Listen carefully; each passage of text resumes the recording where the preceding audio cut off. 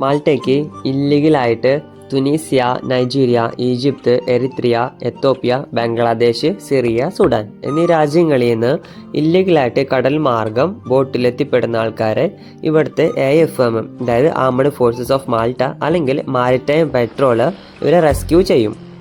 മാൾട്ടയുടെ നിയമപ്രകാരം കടലിൽ അപകടത്തിലായിരിക്കുന്ന ഇല്ലീഗലായിട്ടും വന്നവരെ രക്ഷിക്കാനായിട്ടുള്ള ബാധ്യത മാൾട്ടയ്ക്കുണ്ട്. ഈ കാറ്റഗറിയിൽ മെയിൽസ് ഉണ്ടാവും, ഫീമെയിൽസ് ഉണ്ടാവും, അഡൾട്ട്സ് ഉണ്ടാവും, മൈനേഴ്സ് ഉണ്ടാവും, ഫാമിലീസ് ഉണ്ടാവും. ഇവരെല്ലാവരും റെസ്ക്യൂ ചെയ്തതിന് ശേഷം ഇവരുടെ ഐഡൻറ്റിഫിക്കേഷനും സ്ക്രീനിങ്ങും കഴിയും.